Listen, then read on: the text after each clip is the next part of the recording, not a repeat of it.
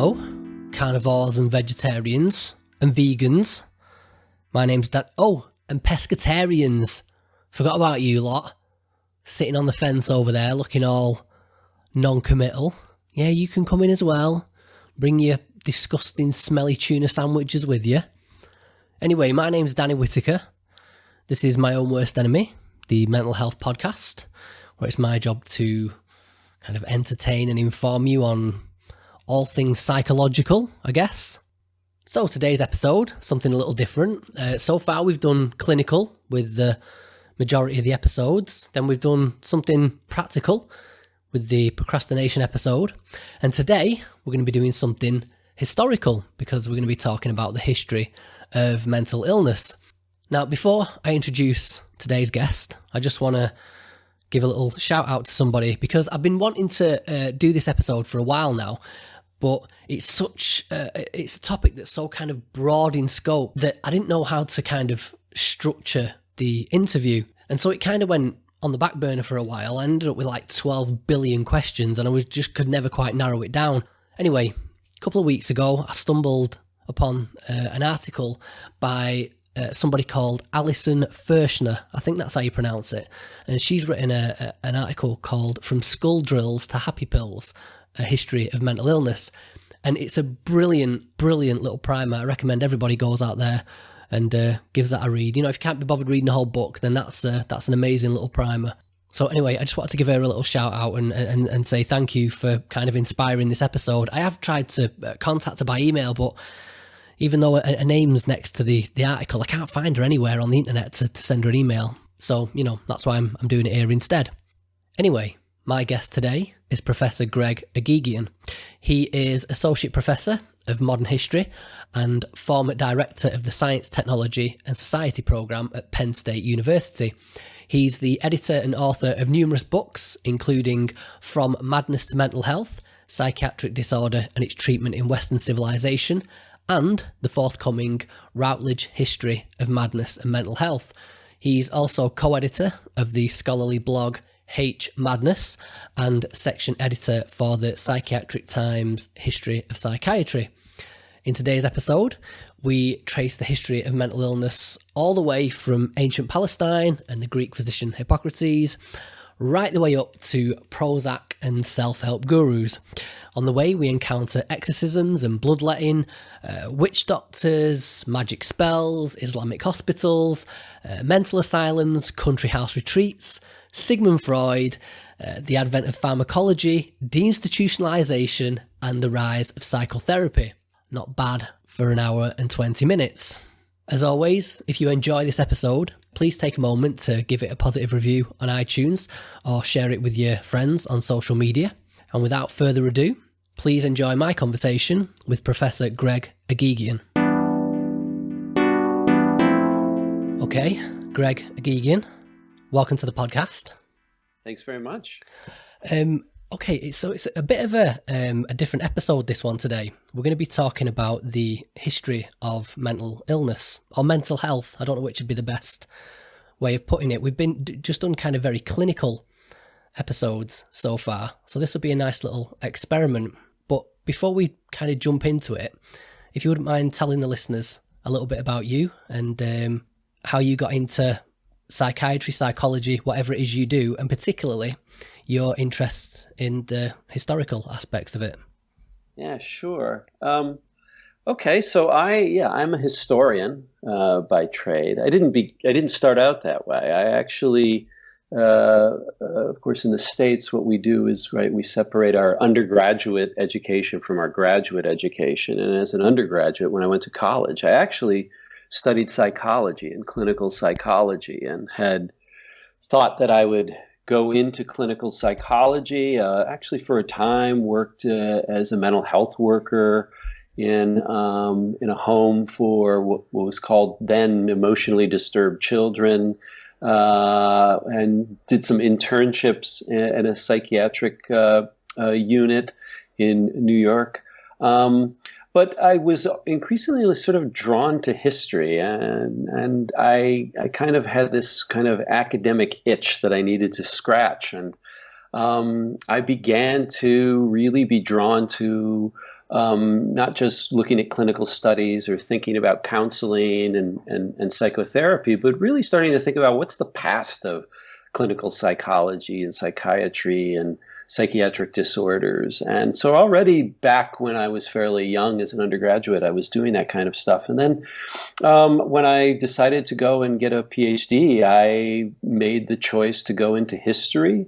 And as I sort of explored the field of history more, I increasingly came back to these issues and questions I had always had on my mind about the nature of psychiatry, the nature of mental health, and to relate them to sort of other aspects of history, how they related to changes in society, how they related to changes in politics and things like that. And that's what sort of has drawn me over these many years as I continue to sort of be very, very curious about the ways in which we, as societies, look and understand and experience problems in mental health, and how we imagine our ways of trying to make interventions in order to help alleviate the problems that people have as they sort of deal with those kinds of afflictions, problems, challenges that inevitably come up. Yeah, I mean, the kind of the famous saying about the study of history is, we can't understand where we're going without understanding where we've been, and you can kind of see how that applies in, say, things like politics. Some people would argue with a lot of the things that are going on in the world at the moment is looking to be that repetition of history. But do you think that the same thing applies in the field of psychiatry, that we do need to know where we've been in order to know where we're going? Do you think there's a kind of a practical application in knowing the history of psychology, psychiatry? I do think so. And I think for a number of reasons. One is maybe just the broad general aspect of history, is that somebody once said, you may be done with the past, but the past may not be done with you.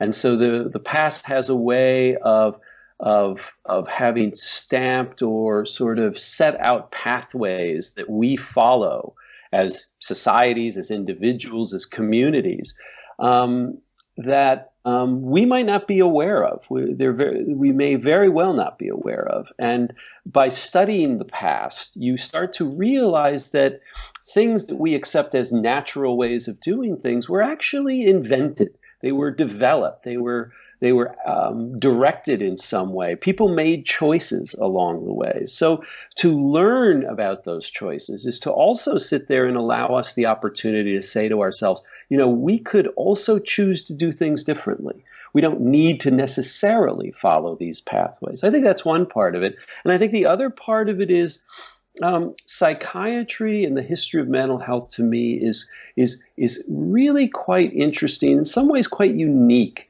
in that I think there is, over time, what we historians call a great deal of continuity, that over the many hundreds and thousands of years in which we tend to study the history of mental health and the history of mental illness, what one sees is a lot of repetition, a lot of trying to grapple with the challenges that one invariably faces as either somebody who, again, is suffering from some form of mental disability or mental illness of some kind, and also the people who are trying to help individuals, whether that be family caretakers and guardians or it's mental health professionals, is the way in which we kind of revisit the same sets of issues almost over and over again perpetually. And that, to some extent, is a function of the really, really thorny ways in which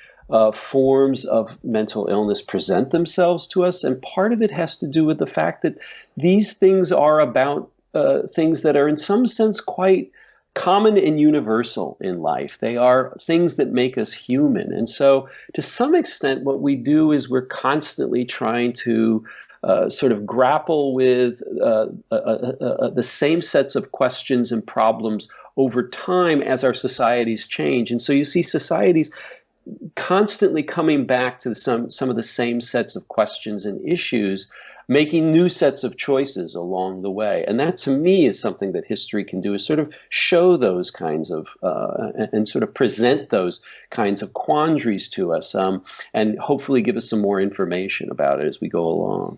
Yeah, I mean, I've only been studying the history of mental health for about a week now, but already I've noticed some very interesting patterns in there.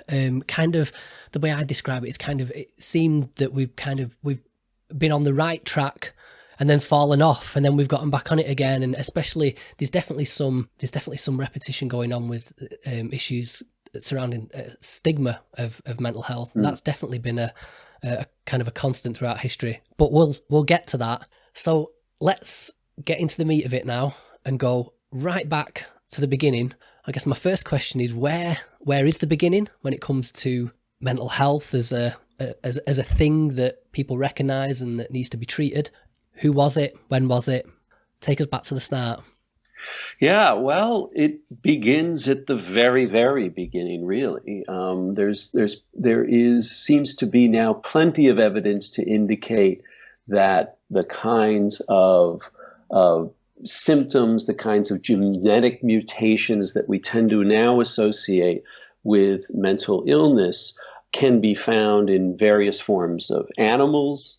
And that's not just mammals. I mean, there's some evidence that, things like bees show indications of this as well, which would be indicative of the fact that basically from the very beginnings of Homo sapiens, that we have had to deal with this as animals in this regard. And likewise, there's similar evidence that indicates that looking after members of one's community, of fellows in fellow Homo sapiens, is in fact something too that existed from the very beginning. That there's an evolutionary element to this. There is, of course, in the sort of for the prehistoric and for the periods of time before a kind of a literacy is out there, it's very difficult for us to piece together things. There's some archaeological evidence that gives us some evidence that forms of brain surgery existed since very, very early times.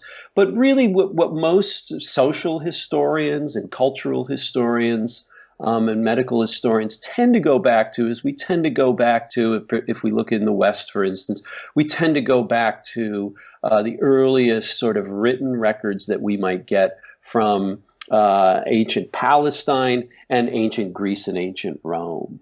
And that's where we sort of have sort of our first sort of lengthier written records that chronicle notions and prevailing ideas about mental illness. So that tends to be what we usually utilize as our beginning point, though we try to keep in mind that there's a history that clearly precedes all that.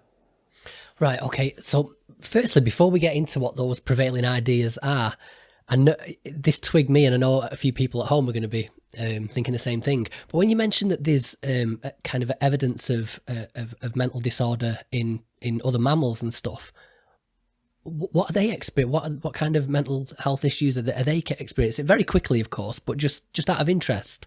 Yeah, I'm not an expert in this field, so I wouldn't deign to sort of talk at length about this. So I would encourage people to sort of Google this on their own, and you will come across people who work in this field, who work in this area. But as I say, what I've seen and what I can make of it is something along the lines of looking for evidence of certain kinds of genetic mutations that are passed on over time, right, and looking for evidence of certain kinds of behavior that is akin to the kinds of things that one sees in human beings. It's not an area that I'm terribly familiar with, So I wouldn't speak, I can't really speak at length about it. To me, though, it's a very promising, very interesting sort of line of reasoning. But you can find plenty of articles and people who are working in this area by just a good Google search. Oh, you definitely inspired an extra lane for me to explore there. So, so yeah, what are these early societies? What are the prevailing ideas about mental illness? How do they conceptualize it? What do they think causes it? And how are they trying to treat it, if at all? Well, so we have, there's kind of two threads. I'd say the most prominent thread that one has to acknowledge in the ancient world, particularly say if we start with ancient Hebrew, ancient Jewish traditions, for instance, we see this, but we also see this in ancient Greece and ancient Rome, is that aberrations of mental health of various kinds are seen through the kind of lens of religion and spirituality, prevailing notions of religion. The ancient Israelites, for instance, have a lot of records that talk about the ways in which forms of behavior that seem odd or are seen as problematic or seen as both disturbing to the individual themselves who are exhibiting these symptoms and behaviors and to others around them, that these are possible forms of a madness. And madness is the most common term. It's really the term that's used, and I use it frequently because it is the term, or versions of it are the terms that were used for thousands and thousands of years. Mental illness is a term that only really starts to take shape in the 19th century. And so it's understood in those terms. So that if you understand in some of those traditions, madness is a fate that befalls someone or members of a family who in some way have disappointed God, or in polytheistic religions, a god or the gods in general in some ways. Or it's presented as a challenge for something, as a test for for a particular figure. The other thing that's interesting about this spirituality element, and you see again this in the ancient Jewish traditions, but also in the polytheistic traditions of ancient Greece and even ancient Rome, is the notion that, however, madness and symptoms of madness, things like what we would call manic behavior, and other things are called things like frenzy, that these might be actually signs less of madness than of being sort of, in one form or another,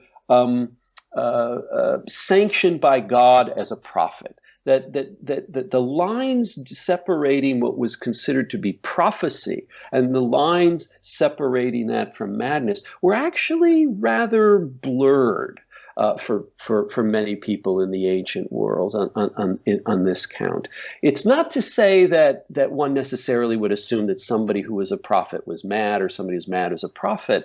They could, in fact, in individual cases distinguish this, they believed, but that these things were interrelated somehow. And that and this, of course, is going to set in motion for us, I think, really much up until this very day, these kinds of issues, these kinds of questions or topics that are raised all the time about the link of mental illness with genius, for instance, or concerns about trying to make a decision when somebody talks about having a particularly very material, very deeply profound conversion to religion, or believes they hear the voice of God, or see or actually see God or spirits. Is this person insane? Those kinds of questions still percolate in our society today, and that has a tradition that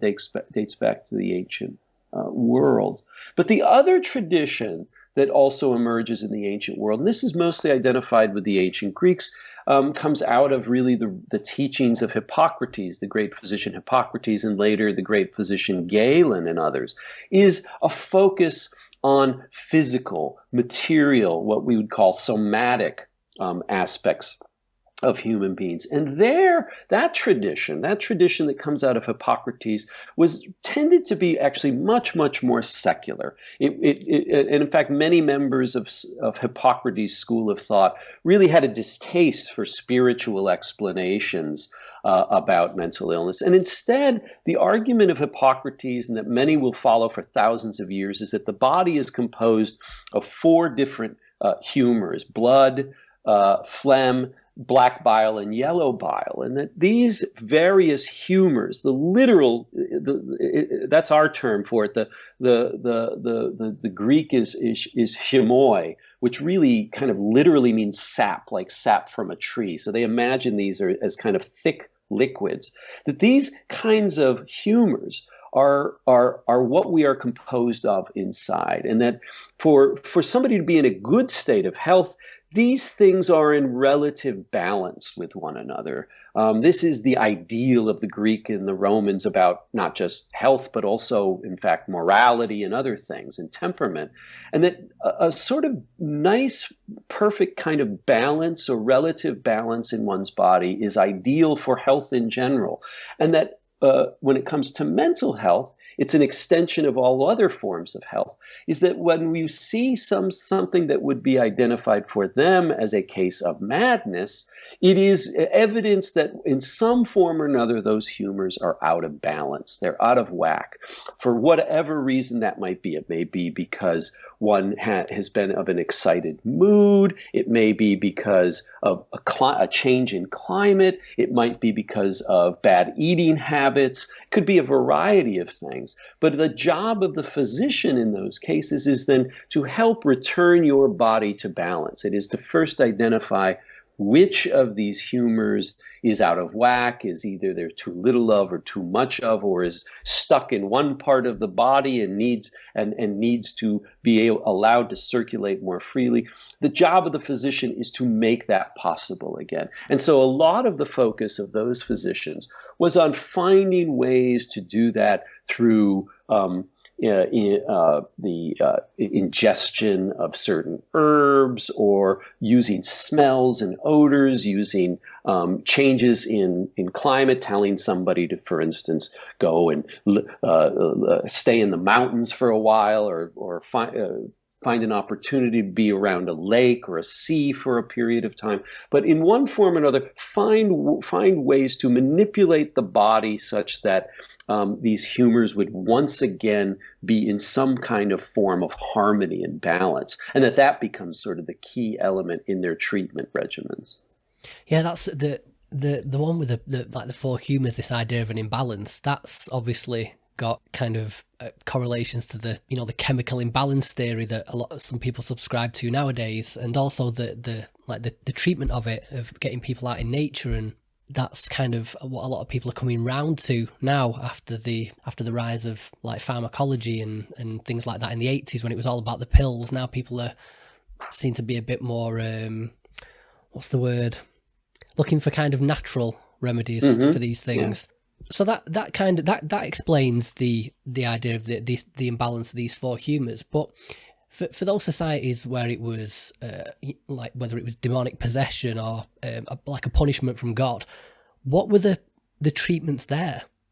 Well, the interesting thing I think that needs to be kept in mind is that as one looks from the ancient world, really from the Greeks on, and it's going to be the case for really millennia, is that to be sure, when one talks about these sort of spiritual or religious explanations for it, there are going to be some who sit there and say, well, the answer is going to be, say, in these polytheistic religions. So, for instance, somebody is suffering from frenzy, so you might suspect that therefore somebody has angered the god Bacchus in some ways. You might make a sacrifice to Bacchus.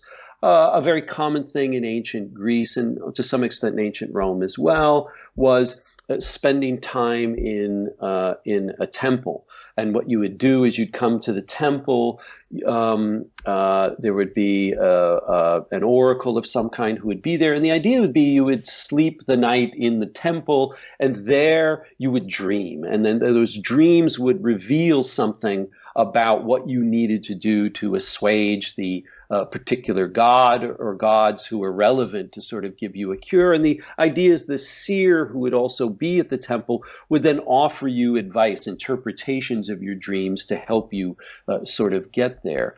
And of course, later on, when we get into the era of like the Middle Ages, when particularly Christendom it dominates Europe here, you will have conversations about the need to pray and to pray to God, things along those lines. But I think the thing that's most intriguing, and I think is shown much more by social historians of psychiatry and mental health, is that in fact, in reality, what the vast majority of people have done since ancient times is they've been quite ecumenical about how they go about seeking aid and seeking cure and seeking treatment. That is to say that patients tended to, in fact, take advantage of every single possible aid or therapy that was out there. So that while they might, in fact, follow the advice of a priest or follow the advice of a pastor about prayer or something along those lines, they would equally at the same time seek out a physician who would offer them any number of variety of treatments or advice about cure as well. These things have historically not been seen as an either-or kind of thing. They've not been seen as mutually exclusive. And I think that is also the case today, right? Many people would, I think, say that they themselves follow a very similar thing when they are not feeling well or going through a particularly acute phase of a chronic disorder that they suffer from. So that what we see is that people tend to be quite inventive, and when I say people, I mean both people who themselves feel afflicted by some sort of mental illness, but also the family members, people who oftentimes would be the first line of defense, the first line of support for individuals. All have historically shown themselves willing to sort of take advantage of any available resource they could find in this regard. And I think that, to me, is kind of the interesting lesson, is that we don't really necessarily witness kind of the demise in the modern era of sort of more spiritual understandings of mental illness. What we really see is a long history of seeing immaterial and material, spiritual and somatic forms of understanding and treatment of mental illness as being fully compatible with one another, that people take advantage of and exploit when they find themselves in a situation they feel is a bit out of their own hands. So, kind of looking back at it now from our perspective, is there any kind of treatments? And I'm thinking more along the lines of when they were inducing vomiting and bleeding, and trepanning as well is another one where they kind of hammered a hole in the top of somebody's skull to let out the evil demons.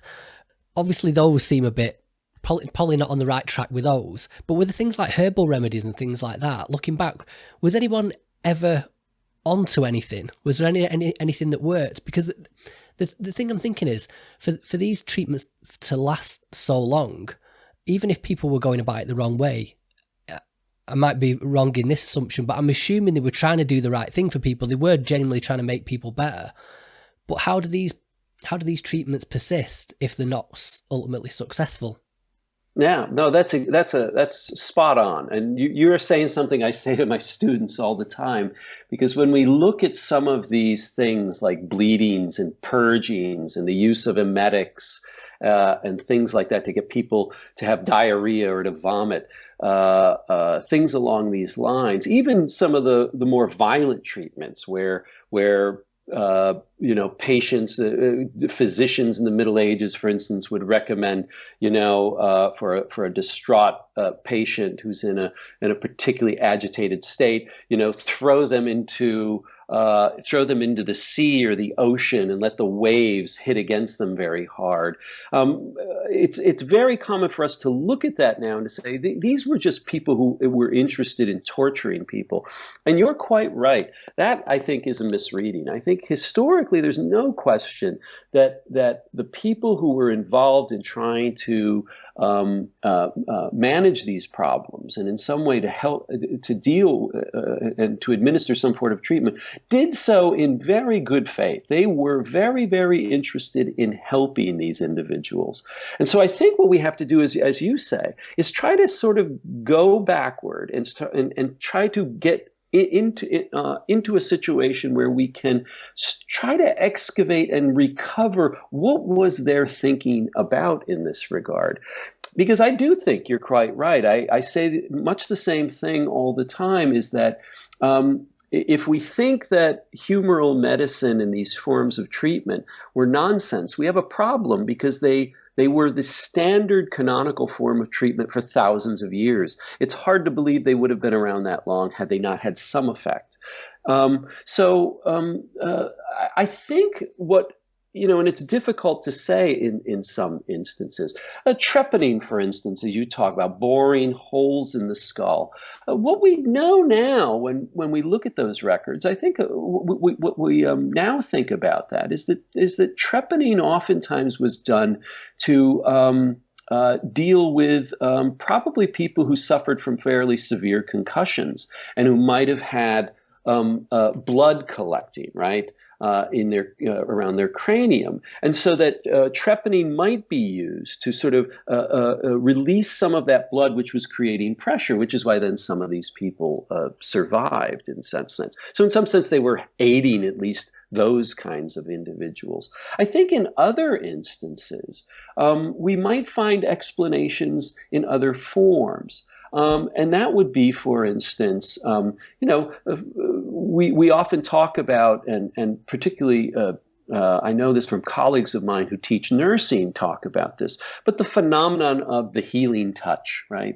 We know that there's plenty of studies now that show that when people are ill, when people are suffering, it's just simply giving them attention, looking after them, listening to them, literally touching them, offering them some sort of assistance, trying to alleviate their discomfort in ways that might be somewhat small or mundane, that these can have enormous impacts on how people get by and get through bouts of various kinds of illness, not just mental health problems, right?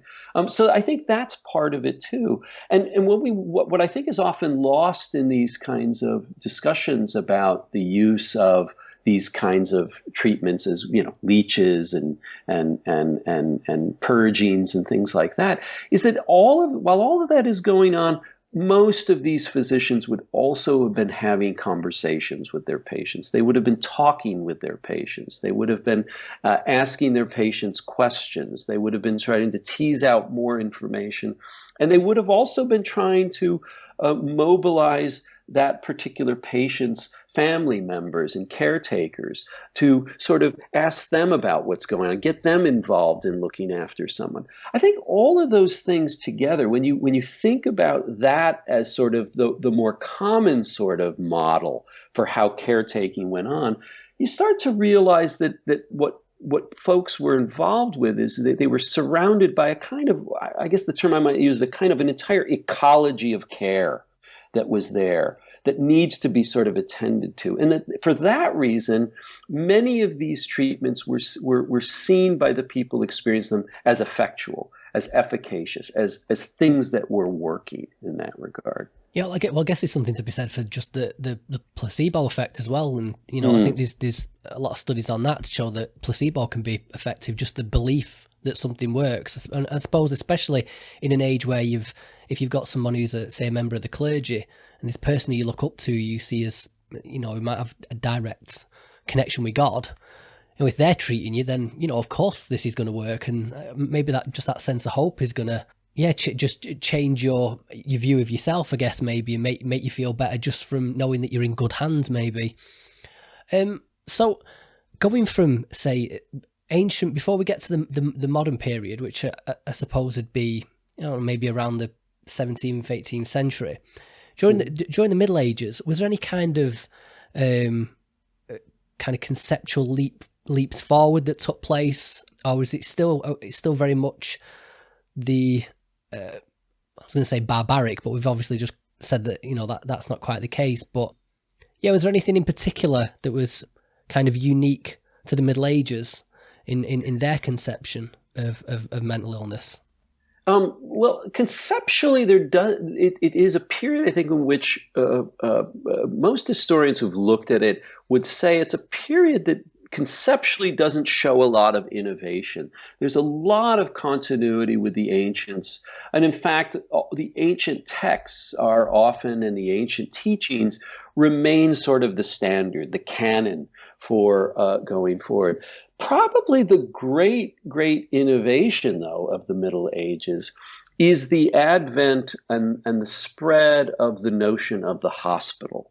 It really comes in the form of treatment. And the people who really paved the way here is it's really in the Arabic world. It's what's often referred to as Islamic medicine and the Arab world. Really paved the way for this, and then then it's on the continent of Europe that you see it also start to emerge, and namely the hospital as something. When I say the hospital, I mean something in this period of time that is quite different from how we imagine hospitals today, and really even in the 19th century.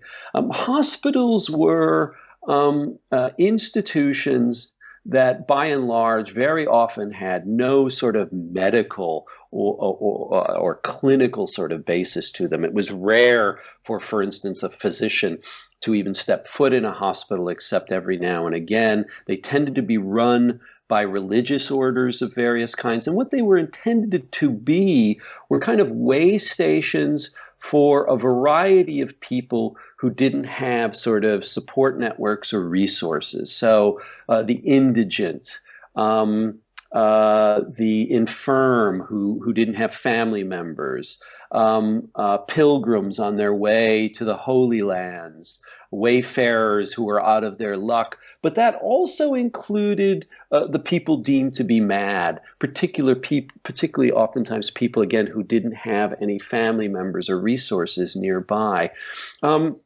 These hospitals become they're going to become the basis later on for what are going to be referred to as madhouses and asylums. But for centuries, these places offer some sort of respite and a kind of a retreat for particularly, as I say, folks out of their luck, folks out of luck, folks who are indigent and don't have anywhere else to go, who are going to need a place to go.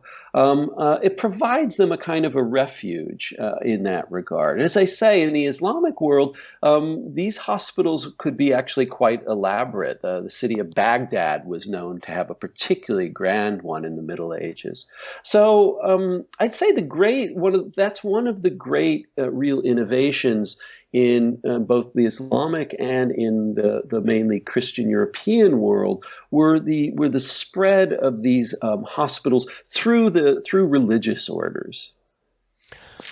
So what brings us to these? I mean, you just mentioned them briefly there, but what brings us to this concept of the asylum? How did we end up there? And I suppose that the popular image of the asylum is a place that's filthy, that people aren't looked after at all. It's run more like a quasi jail. People are chained up. People aren't really taken care of. It's just a place to shut people away, to keep them away from society. Now, is that image an accurate image of what asylums were? If so, why was that the case? And how did they come to be a thing? Yeah, no, that's a great question. There are so many misconceptions about asylums historically. the first thing is to preface this by saying what the history of things were before asylums and madhouses. Because one of the things we need to keep in mind is that for centuries, the place where people would be taken care of if they were suffered from either an acute or chronic forms of mental illness were typically at home, typically by family members. The ancient Greeks, the ancient Romans had no mechanism whatsoever for the confinement of individuals who were deemed to be mad. They were either cared for at home or they were cared for in the community and allowed to wander freely. And it's really no different in the Middle Ages as well, except for then the presence of these nascent hospitals here. So one of the great things that historians have had to explain is then what, as you point out quite nicely, why? Why suddenly or relatively suddenly did society start to come to the view that they needed to confine people who were mentally ill in institutions? And what were they like? Well, the first thing is we tend to think of, as you say, places like, there's the famous one, of course, in England, right? Of Bethlehem Hospital, referred to as Bedlam. But the first kind of places and locations for people deemed to be mad start to emerge. I think the first records are of one in Germany around Nuremberg in the 14th century, in the 1300s.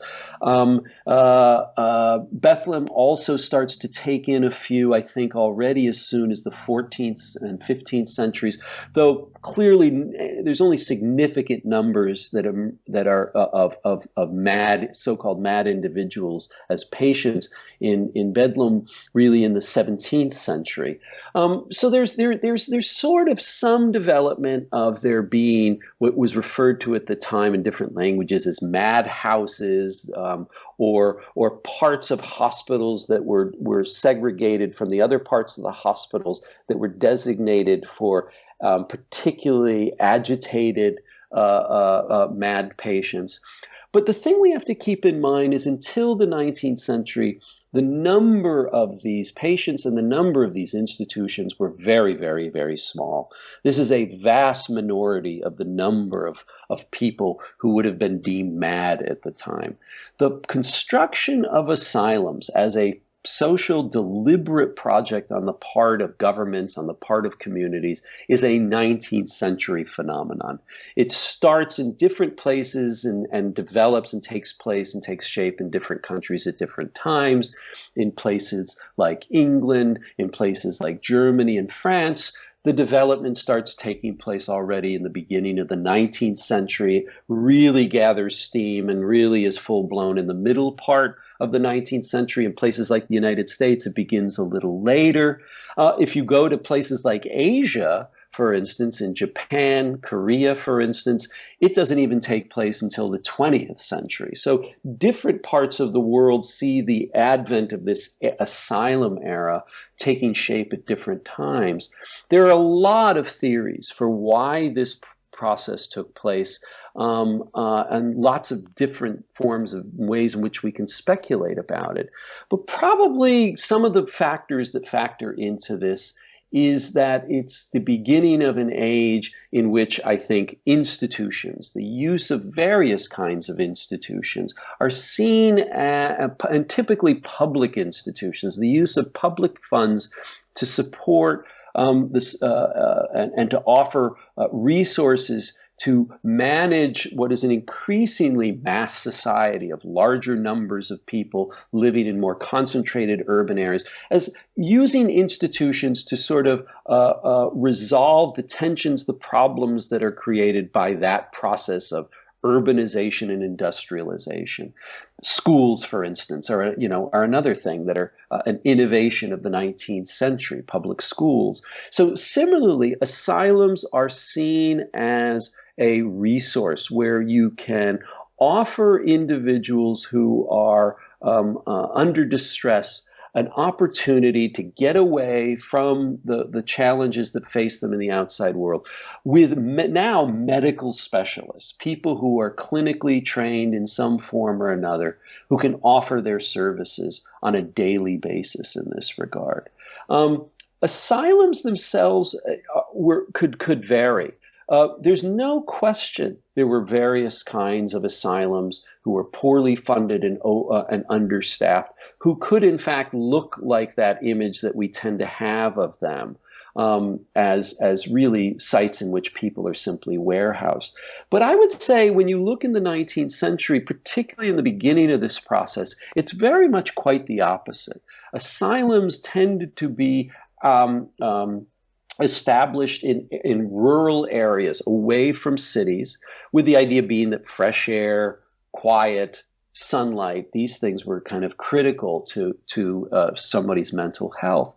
And they were fashioned and created in a way that were very, very unhospital-like. They were supposed to, if you look at some of the images of 19th century asylums, they're very, very homey. They have all the creature comforts of a wonderful, elaborate home, right? With furniture, decked out in very nice furniture, paintings on the walls, carpeting in some instances, but all sorts of things that would give the feel of somebody going to a very, very nice home for a period of time. And that's why they often use the term retreat, as a retreat and a resort of some kind, to get away from the hustle and bustle of one's everyday life. And that was deliberate. The idea of an asylum was to, in fact, create an entire whole atmosphere, a total atmosphere in which the focus is in every way, shape, or form to offer you a sense of comfort, a sense of a space and an opportunity to recuperate and to take advantage of the resources of the staff there. So in fact, they weren't designed at all as just simply warehouses. That wasn't the intention. But by the end of the 19th and into the early 20th century, in a sense, the success of this institution as a place where people could go outpaces its ability to keep up with it. And so as we get into the early 20th century, throughout most of Europe, these places start to become overcrowded. So that by the time we get into the 1920s and 1930s, they are understaffed, underfinanced, start to be overcrowded. By the 40s and 50s, in some instances, it's even worse. So that the problems we often associate with the asylums and some of these more often seen as barbaric kinds of ways in which people were treated and handled are actually things that are really more common in the early 20th century than they were, say, in the mid 19th century. Do we know why the asylum started to become overcrowded? Was it because did they kind of expand the range of ailments they were trying to treat, or was it just that more people were becoming mentally ill? Well, we see lots of different reasons behind this, but probably one of the chief ones that I think has been shown quite nicely, and actually some of the people who've done some great work on this are actually many British historians of asylums have done this, I'd say, over the last 5 or 10 years. And I think have pretty conclusively shown that one of the major factors is less that more and more people were getting into the asylum than that there was a population of individuals who were chronic patients who were leaving. And that is to say, what was happening with the overcrowding was that over time, you'd see an increase in the number of people who were long-term, sometimes lifelong patients in these asylums.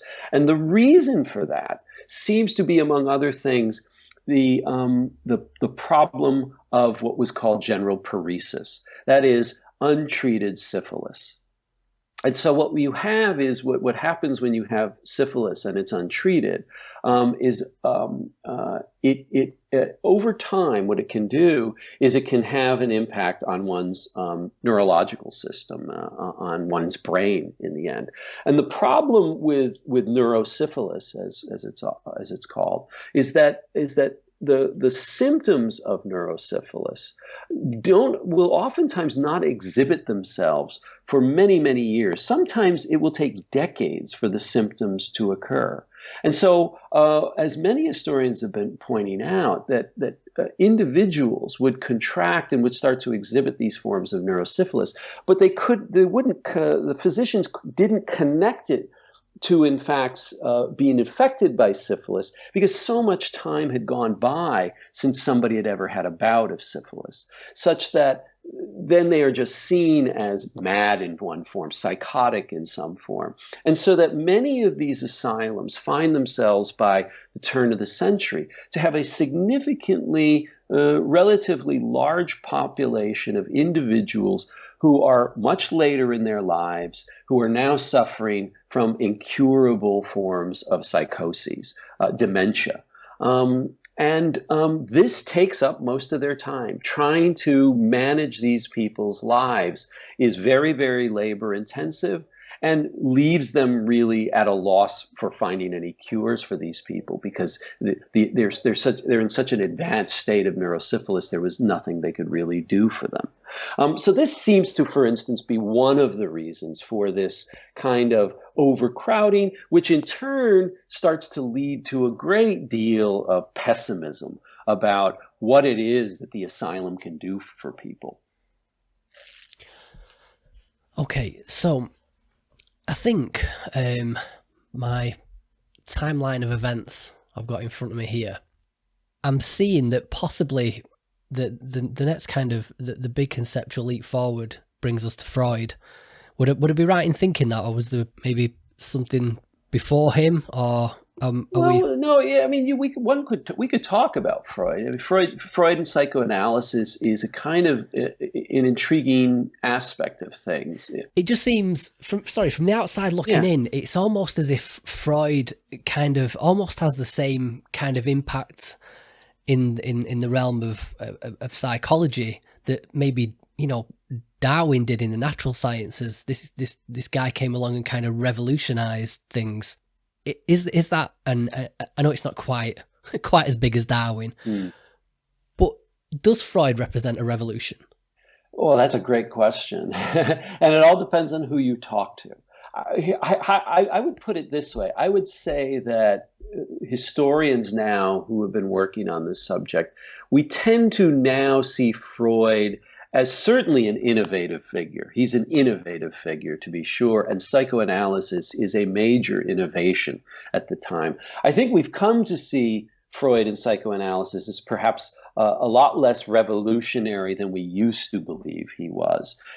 We see him, for instance, being someone who gets a lot of his ideas from psychiatrists and alienists of the early 19th and mid-19th centuries in many ways. So we see him as kind of derivative in many ways. But without question, Freud and the invention of psychoanalysis represents something that's a novelty for its time. And that is chiefly in the way in which he creates a new method for talk therapy, right? And his invocation of talk therapy. So Freud was a neurologist by trade. Many of the major figures of the 19th century are neurologists. So he actually is someone who comes out of really a strong basis in somatic medicine. And he himself is, when he first starts to engage looking at neurological and psychiatric disorders, he thinks of them in terms of purely, physiological problems that people are having. But we know that he starts collaborating with a colleague of his, a fellow by the name of Joseph Breuer. And the two of them, as they start to sort of treat some patients on a kind of an outpatient basis, he tells us in a lot of his early works that that he and his colleagues start to come to some interesting conclusions as they start to chat with their patients about their problems. Namely, that they found that as they conversed with their patients, as they talked with them about the things that are bothering them and the reasons for their symptoms, that these symptoms could at times at least go through a temporary kind of alleviation for a period of time. And that seemed to Freud, at least, and to Breuer, to open up a sort of a new kind of line of questioning, he believed. Could it be that somehow conversation could be the key to helping people? He gets, again, this is not entirely new. This is an idea that others had been playing with. In fact, to be honest, the notion of using conversation to help alleviate people's problems goes back to the ancients. The earliest form of what we would call psychotherapy was something called psychogagia, and it goes back to the ancients, really. Right. But in fact, Freud later separates from Breuer. The two of them sort of part ways, and they go follow their own sort of pathways. Freud then uses this as an opportunity. And so what Freud does is start to work with on an outpatient basis. It's important to keep in mind that Freud and the patients that people are seeing in early psychoanalysis are really a kind of a very unusual and distinct population of patients. They are people who suffer from what Freud is going to call various neurotic symptoms. These are people who are, by and large, not institutionalized, need not be institutionalized. They are generally people who are not suffering from any symptoms we might sort of deem to be psychotic in nature. These are people who have and I say this relatively speaking, variously relatively lower grade forms of anxieties, forms of depression, things like that, but would also be attended with various kinds of psychosomatic symptoms. So Freud works, and of course becomes famous for his work, particularly with people suffering from hysteria, various kinds, or what were called at the time functional illnesses. Functional because people had problems with certain functions of their body, but there was no organic, explanation for them. So people might have a paralysis of the leg or a hypersensitive pain in some part of their body, or might lose their voice or something, even though nothing was wrong with them. Freud is going to treat these kinds of patients. And what he finds and what he ends up excavating and sort of developing is a theory in which that he argues is that basically traumatic memories of events that are not themselves just traumatic, but the memories of them, those very events are traumatic, are things that are being unconsciously avoided by the individual, but that they need to still be expressed and dealt with and released in some way, and that they are unconsciously channeled into the illness. That in a sense, people, quote unquote, flee into their illness unconsciously as a way of grappling with the memories of certain kinds of events, oftentimes traumatic events in their lives. And so that the job of psychoanalysis, he ends up theorizing by the early part of the 20th century, is to excavate those things, is to help the individual explore those things, and to follow a pathway whereby they can start to have greater self-understanding about these memories, what they are, and to use the talents of the psychoanalyst to help guide them through that kind of process here.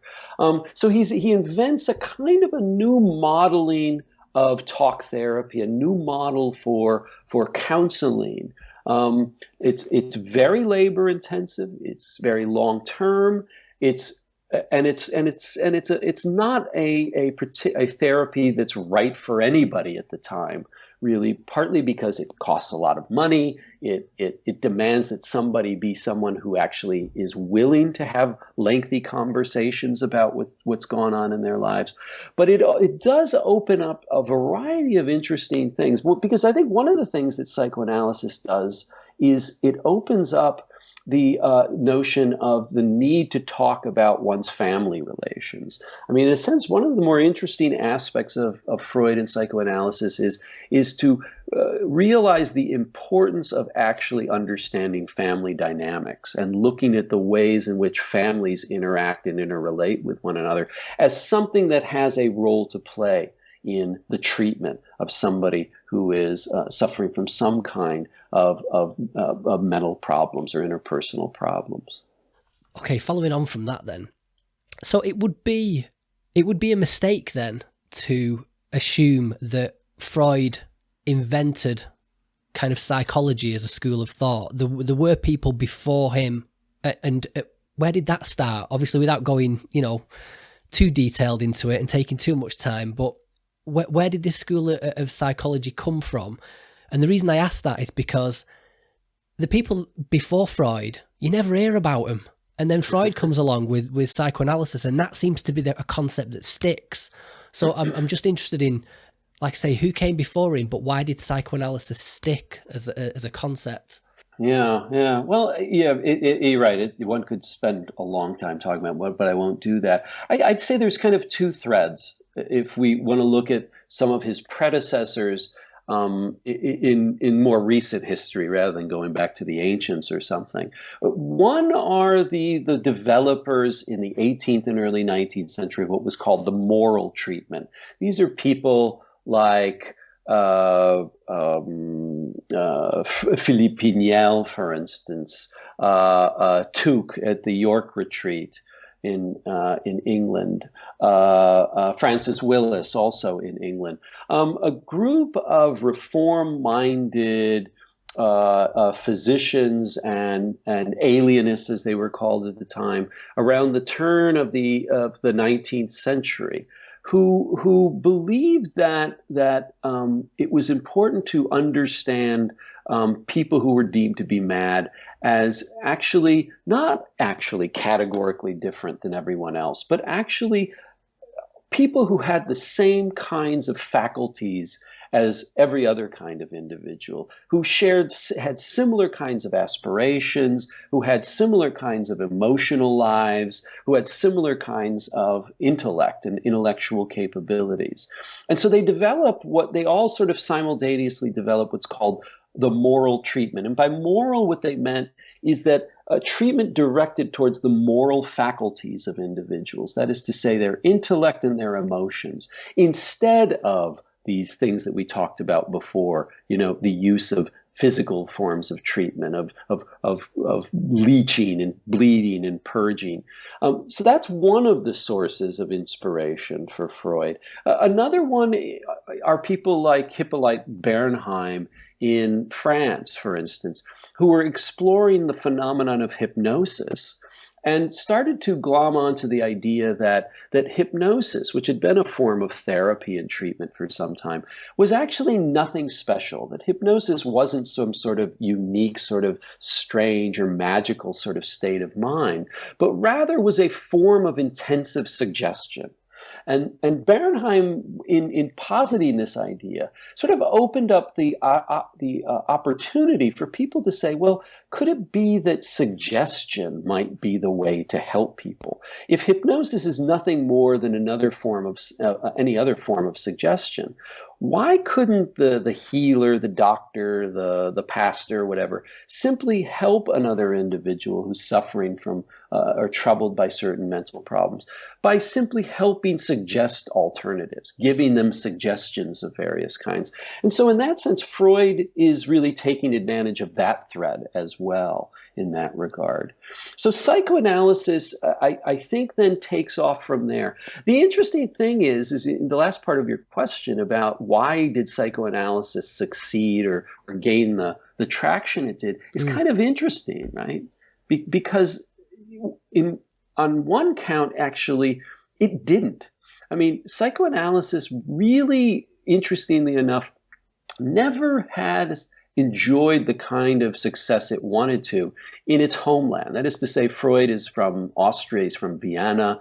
Uh, Not a very popular form of treatment, and has not had a lot of great success in places like Germany, Austria, even to some extent France, as it has in England and in the United States. Now, the United States and England is where particularly in the United States, is really where you see its success. And that is a phenomenon that really only starts to take place in the 20s, 30s, 40s, and 50s. And it's primarily due to the fact that certain pivotal figures in, say, American psychiatry embraced it, endorsed it, and saw it as the key. And so it fit an American model of mental disorder in a way that it never quite fit for many countries on the continent of Europe, ironically enough. So Freud dies around in the 1930s, I think, off the top of my head. Is that right? Right around there, right? Late 30s. Yeah, and from my kind of amateur perspective, it seems that the rest of the 20th century can kind of be split into two parts. And the first is the a kind of a psychopharmacology movement, if that's what it can be called, where there's this search for the right kind of medication to treat these ailments. And then the latter half, where we have the establishment of the cognitive behavioral therapies. Now, it's not cut and dry like that, and there is a lot of crossover. But how would you, bringing us, into the modern day, how would you kind of describe that trajectory of the 20th century and bringing us into the 21st century of the treatment of mental health disorders? Yeah, no, I like the way you frame that. Actually, I think that works. I would say when we look at the second half of the 20th century, what we can talk about is really, I think, three interrelated developments. In a sense, I really think they cannot be separated from one another because they're mutually reinforcing one another. One is, as you point out, the growth of psychopharmacology and the growing reliance on psychopharmacology. The second is the growth and boom of psychotherapy, and actually one has to use the plural, right? Psychotherapies, because there's so many that are developed in the post-war period.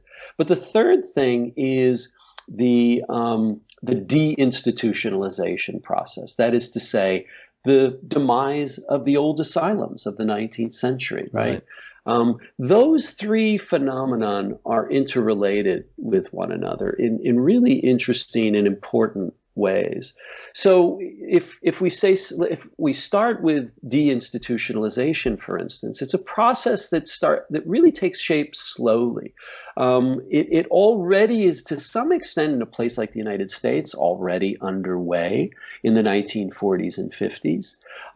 It's something being talked about in post-war Britain already in the late 40s and early 50s. But it is also something that happens in a punctuated fashion. It takes place in some areas more quickly than others. And it's a process that really only is completed and really takes hold over the course of the 1970s and 1980s. So in a place like Britain, for instance, as it really takes shape, people will often associate it with Margaret Thatcher and Thatcherism, but it actually had a history predating Margaret Thatcher and Thatcherism well before that. And really that process was sprung out of a number of different things: this disappointment in asylums and an increasing belief that asylums actually were a problem, not an answer anymore. The belief that putting people into facilities for lengthy periods of times only made them less able to be integrated into society rather than aid them in that process. And so the idea of the people who were proponents of deinstitutionalization promoted notions of community therapy, community or transitional assistance, providing people with ways on a short-term basis to find a place to get away and to get some help, but to find themselves integrated back into society at large, with resources behind them to do it. At least that's the ideal for that kind of a thing. It didn't, as we now know today. Deinstitutionalization has only been partly successful. Some people would be even more critical about it than that. But in the United States, for instance, I think we know part of the explanation for that is that once the asylums were sort of emptied, the funding dried up. And so for these community outreach programs, there wasn't a lot of funding available on a similar scale, so that people ended up being left off on their own.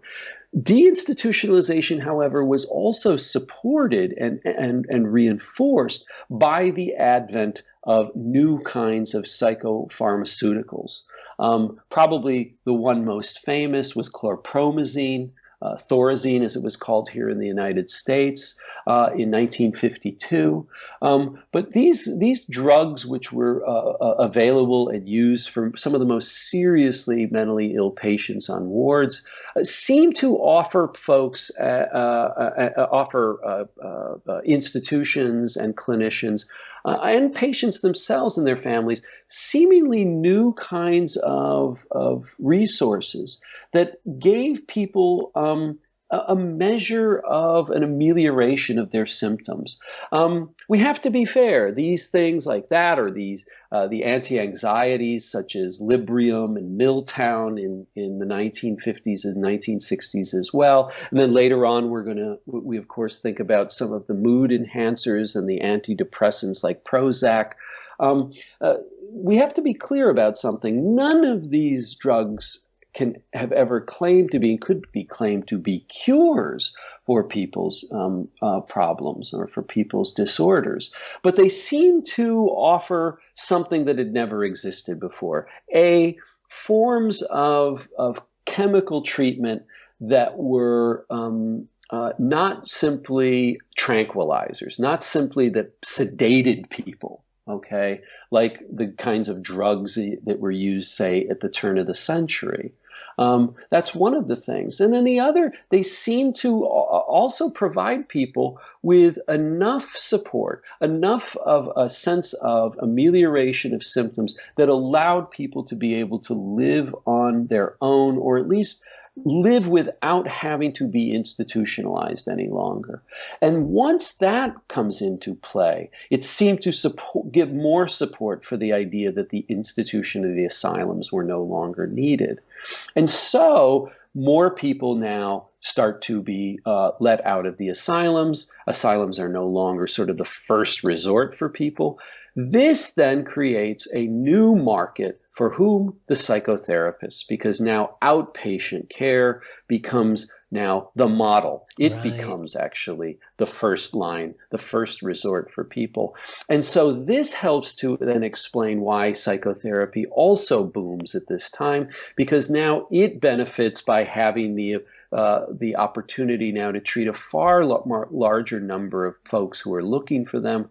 And in the process, what occurs throughout all of this, of course, is increasingly, in a sense, the normalization of mental illness. You talked at the very beginning about stigma. There's no question stigma remains, but the stigmatization issue starts to be talked about, right? In the 1960s, 70s, and 80s. It becomes an issue.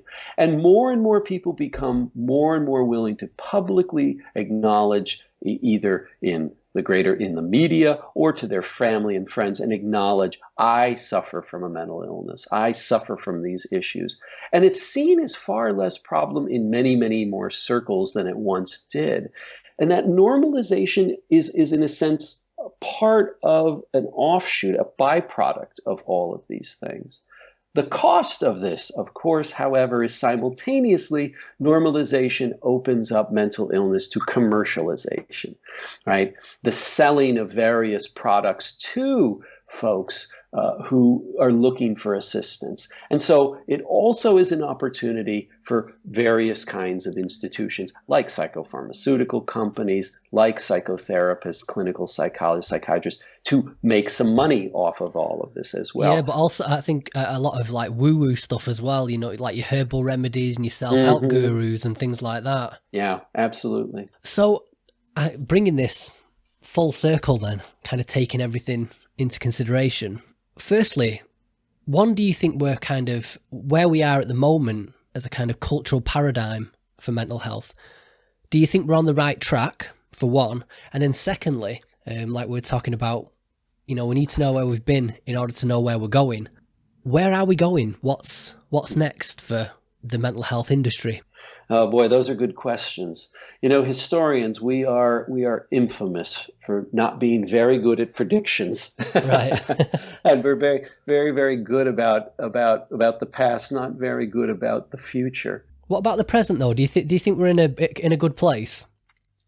You know, my take on this is that, you know, somebody who studies these developments over centuries, I kind of look at us now and would say on a more sort of philosophical level that we like everybody else who came before us. We're doing our best.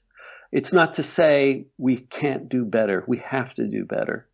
I think maybe the most important thing that I see as something that we always need to be attending to is that I think we, partly due to our reliance on so many of our narratives and our stories and the ways we think about mental illness today, is that we do rely very much on this sort of notion of the importance of hoping for a magic cure, a pill that will work, or some sort of surgical technique that will be introduced. Or, of course, the more recent thing was the idea that we were going to unlock the genetic code and discover underneath all of this what the key was to schizophrenia. And of course that dream has largely been disappointed, and that somehow, right, we'd find a form of genetic engineering that would deal with this.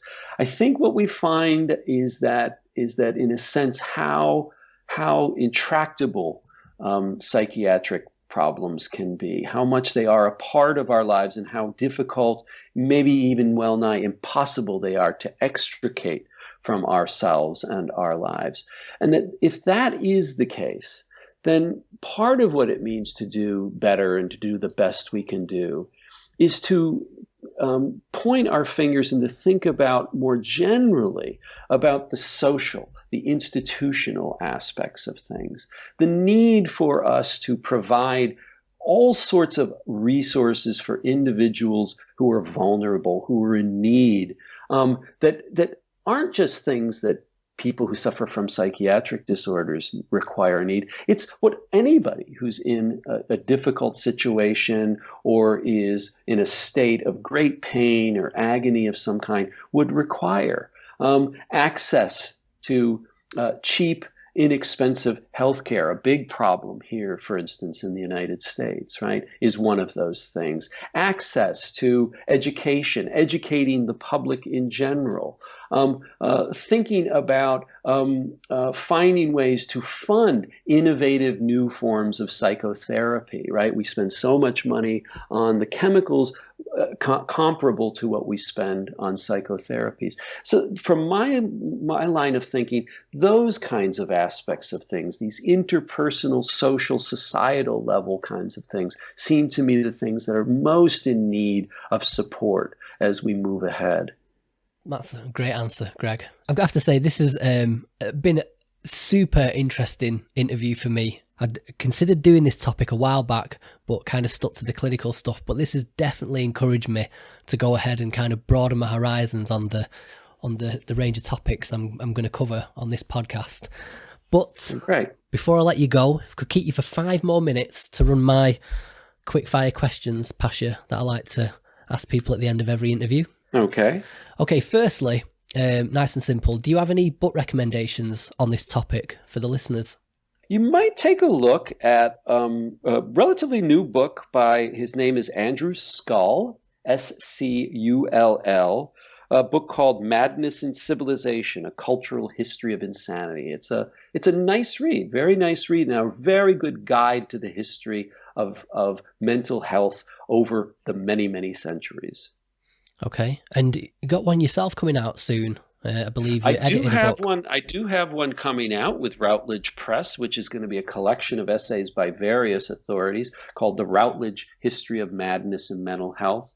And I also, for those people who maybe want to read some sources, from actual sources from the ancient period up to really the 1990s, I have a book that I often use to teach with that I think is proven to be, I think, quite successful with a lot of the students I have, a book called From Madness to Mental Health, Psychiatric Disorder and Its Treatment in Western Civilization.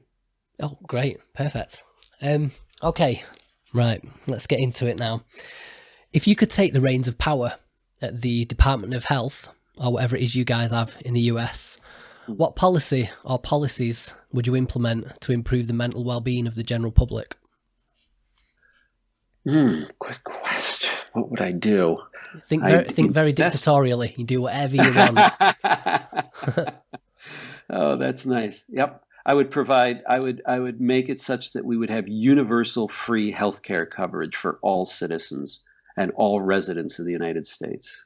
Okay. What keeps you up at night? Politics. Yes. Politics. Okay. Very easy to be kept up late at night. Especially in the present political climate, I'm guessing. Present, yes. What's the best piece of life advice that anyone has ever given you? Best piece of life advice. That's a very good one. Trying to think the best piece of life advice. I think it's just be nice, be kind. Yes, I like that one. Nice and simple. Very hard for people to follow, unfortunately. Just three more. What part of your career are you most proud of? I think where I am right now. Which is, how would you articulate that? I'd articulate it as I feel, now I feel very comfortable in my own shoes and in my own voice. I feel, and by that I don't mean confident. I never quite feel confident, but I feel like I feel utterly comfortable with the questions I'm asking, not with the answers, but with the questions I'm asking. I'm asking good questions now. All right, I like it. I like that answer. Outside of family and academia, what investment of time or money has brought you the most joy or fulfillment? I would say, it's hard to say the most. I would have to say it's travel. It's living abroad. It's not being comfortable at home, but living overseas. I spend a great deal of time. Spend most of my summers in Europe, usually living in the city of Berlin, and it gives me an enormous amount of joy and happiness. Okay, perfect segue into the final question. What do you think is the key to happiness? It is understanding and humility. I have to say both of them. I think they're tied. But by understanding and humility, I mean it is understanding that one is not the center of the universe. And it is to also sit there and always try to appreciate other people's experiences and perspectives, and to realize that most all of them are trying their best too. Greg, thank you very much. Is there any links that you'd like to recommend to the listeners? Are you on social media? Any of those things? No, I'm not on social media per se. I do have some website presence. I am a co-founding editor of a site called Madness, H Madness, which some folks might be interested in. Gosh, what do we call, what is it? I think it's historypsychiatry.com. But if you put in H Madness, you'll find us. And what we are is we're a resource for people who are interested in and conduct research or write on or study the history of mental health over time. We're just about actually set for a big new launch where we're going to be revamping the site, bring in a lot new people, have a lot more contributions and activity than we have. Up for about a year or two, we've been kind of just posting notices of conferences and talks and exhibitions, but we're going to be posting a lot more new stuff. And that's a great place to sort of keep track of the subject and the topic.